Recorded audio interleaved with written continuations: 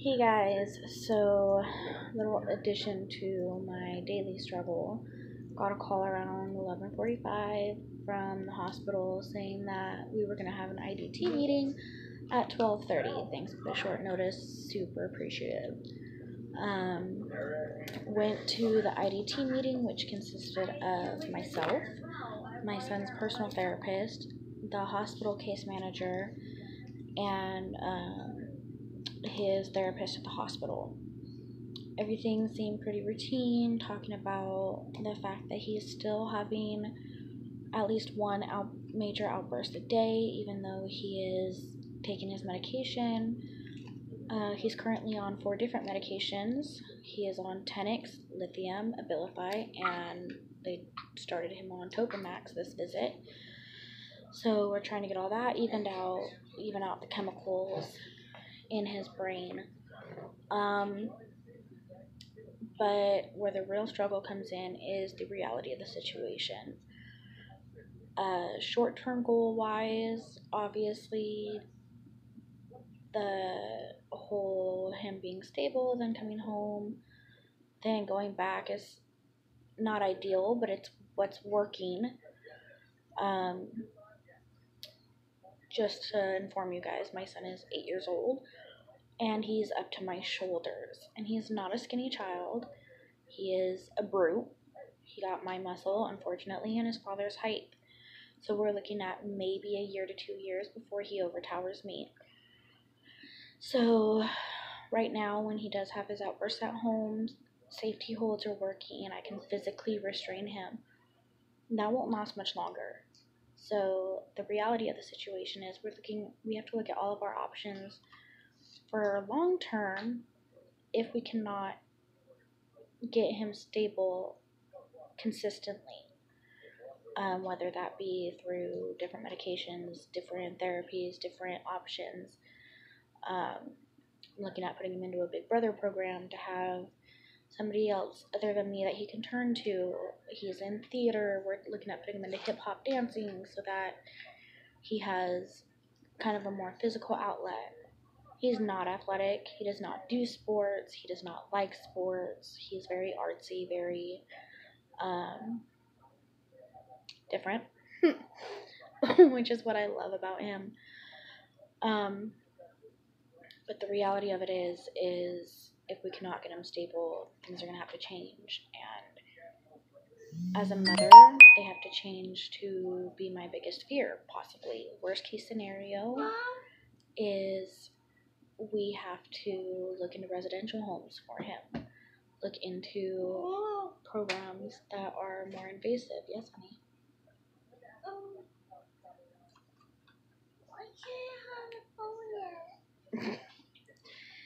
Just a second.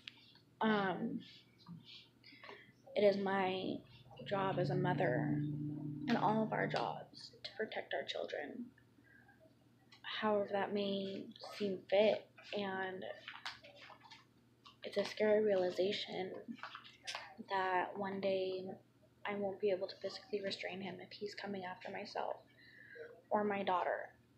I have a 5-year-old who did not get my muscle.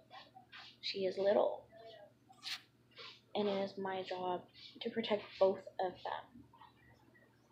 And it's scary to think that the day may come I have to pretty much choose between putting my son in a residential home to where he can be safe and I can be safe and my daughter can be safe, or giving custody of my daughter to her father, who's a great father, but right now we have 50-50 custody. I don't want to give that up. I shouldn't have to give that up. And granted, this would be options 3-4 years down the road, and we have time to figure out whatever we can do and try absolutely everything. But even having to talk about how they see so many kids with same issues as my son, who are in and out of the hospital, who end up in and out of juvie, who end up just this being their normal, is heartbreaking as a mother. Absolutely heartbreaking.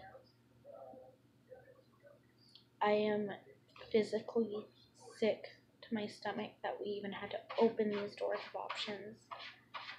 So it's going to be a really long road of trying everything we can to avoid him either having to go to a residential home or anything like that, or, you know, giving custody to my ex-husband, full custody. But yeah, so for those who know the struggle of mental illness or who don't know, it's not just the person struggling. Yes, my son is struggling. It frustrates him to no end that when he gets these anger bursts, he will physically tell me, I know I cannot, this is not right, and I cannot stop it. I cannot physically stop myself. So it is frustrating for him. It is hard for him. Cat is going after my daughter's food. But it's frustrating and it's scary and it's hard for families as well. Not just me, not just him. You know, my daughter cries because her brother can't come home yet. He needs to get better at the doctors first. So if anyone else has to deal with this, I feel you. I feel you. And just remember, as a parent, whether you are the one that has mental illness, whether you're a sister, a brother, a cousin, a friend, I know it's hard. And hopefully through this channel or through whatever, you can find support and know that you're not alone. There are people who are willing to listen, and there are people who are willing to be there for you. You guys have a great day. If anything new comes up, I'll be sure to update you.